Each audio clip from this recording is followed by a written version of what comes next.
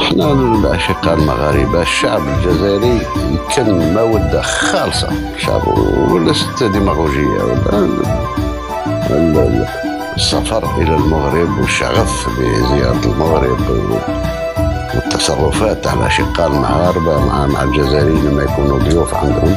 نفس الشيء بالنسبة للإنسان المحلل النزيه لما انتصرت الجزائر في كأس إفريقيا، كان نفس تصرف للشعب المغربي نفس تصرف الشعب الجزائري بالأعلام الجزائرية 1 2 3، حتى في الأحياء الشعبية، حتى في الرباط، في الدار البيضاء، في وجدة، في الناظور، في كل الأماكن. هذا يعطيك بالليل الشعوب قريبة لبعضها.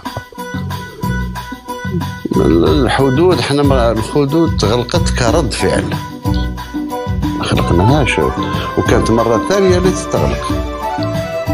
والحدود هذه تغلقت المرة الثانية كانت مؤلمة جدا أكثر من المرة الأولى، وكان فيه لقاء ثلاثي بين المرحومين في ثلاثة: الرئيس الشاذلي والملك جلالة الملك رحمه الله طيبة ثرى حسن الثاني والملك فهد رحمه الله وطريقته. تلاقاو قبل ما نفتح هذه الحدود مرة ثانية. قال شاذلي بالحرف الواحد، قال أنا أخاف أن هذه الحدود تغلق مرة ثانية وتكون مؤلمة جدا بالنسبة للعلاقات.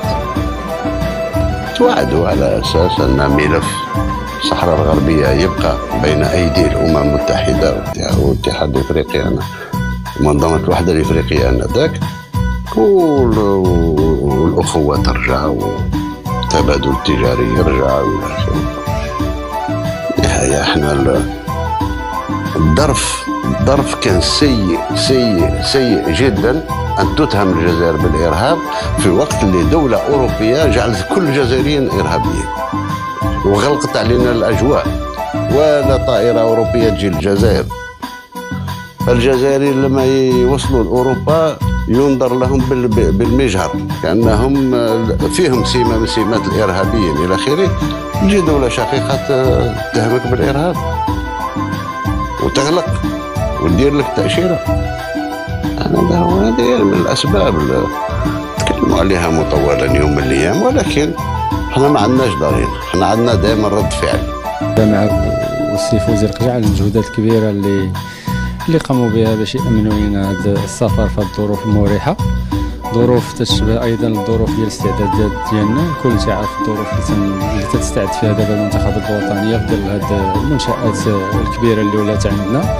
فصراحه العمل كان جيد، مجموعه جاهزه ان شاء الله، ونتمنى رغم الصعوبات ديال المجموعه وديال البطوله على ان هذه المجموعه تاكد يعني الاستحقاقات الجيده اللي كانت في السابق، ولما لا يعني الذهاب الى كاس العالم تيبقى الهدف الاول ديال المجموعه ككل. اكيد لانه رغم انه الاهداف الاولى ديال الفئه انه نصعدوا اكبر عدد من اللاعبين للمنتخبات الوطنيه الكبيره، ولكن يعني سقف الطموحات طلع بعد الانجازات الكبيره ديال كره القدم الوطنيه وبعد الانجاز العالمي ديال المنتخب الوطني في كاس العالم الاخيره.